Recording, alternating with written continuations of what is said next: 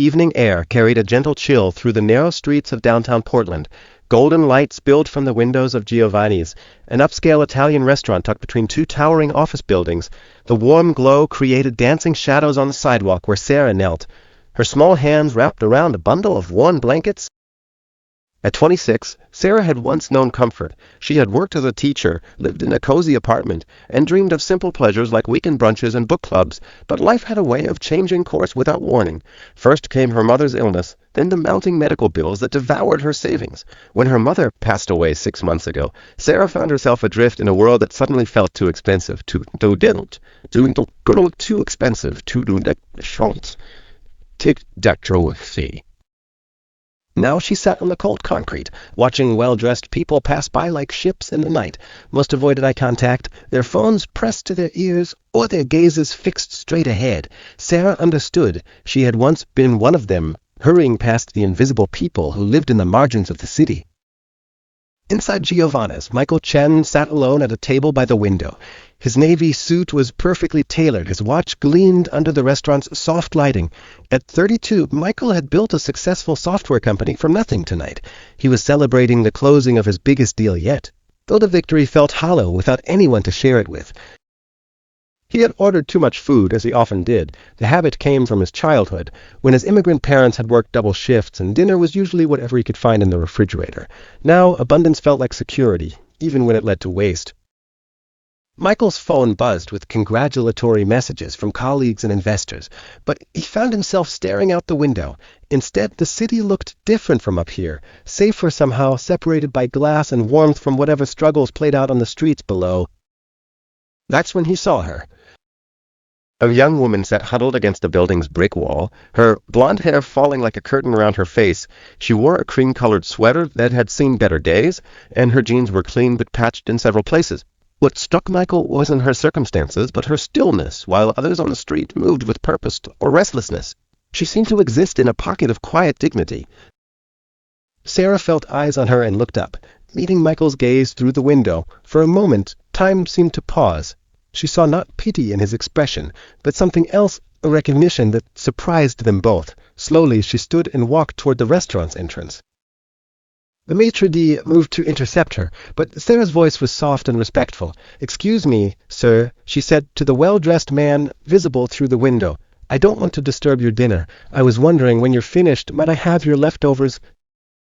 Her words carried no shame, no desperate pleading. She spoke as one human being to another, asking for help with the same dignity someone might use to ask for directions. Michael heard her through the slightly open window and felt something shift inside his chest. He raised his hand to the maitre d', indicating it was all right. Then he looked directly at Sarah and nodded toward the empty chair across from him. "Would you like to join me instead?" he asked. Sarah hesitated. She had learned to be cautious about kindness from strangers, especially men in expensive suits, but something in his voice, perhaps the same loneliness she heard in her own thoughts during the quiet hours before dawn, made her nod. The maitre d' looked uncomfortable, but Michael's status as a regular customer and generous tipper smoothed away. Sarah found herself sitting across from a stranger in one of the city's finest restaurants, feeling remarkably calm despite the surreal situation. "I'm Michael," he said simply. "Sarah?"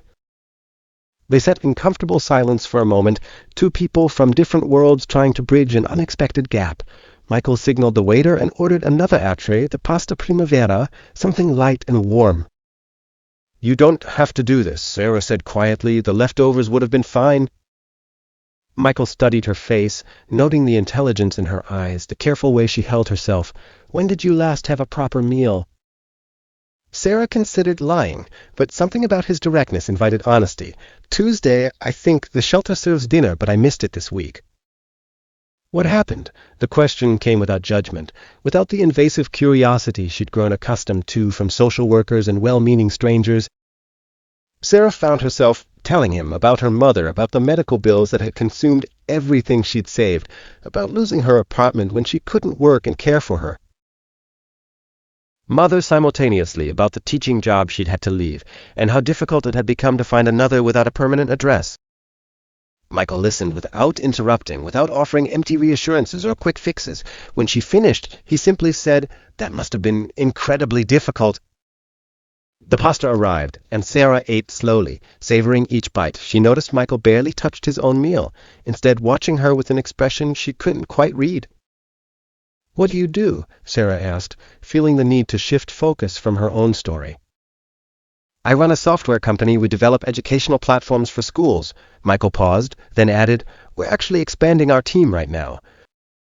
Something passed between them, not pity from him or desperation from her, but a mutual recognition of possibility. "I used to teach," Sarah said softly, 5th grade, before everything changed.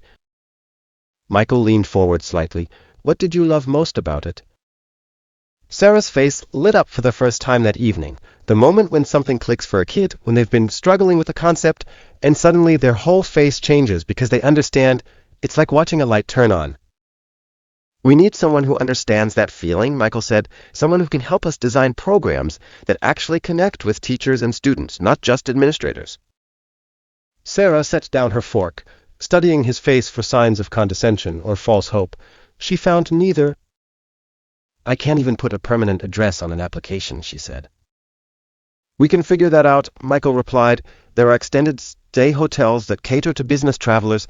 I could arrange something temporary while you get back on your feet." The offer hung in the air between them. Sarah felt tears threatening, not from desperation, but from the unexpected kindness of a stranger who had looked at her and seen not her circumstances, but her potential. "Why?" she asked. Michael was quiet for a long moment.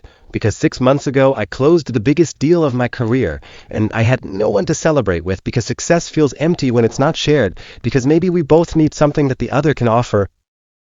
Sarah wiped her eyes with a cloth napkin, careful not to smudge her makeup. "What little remained of it I'd like to try," she said.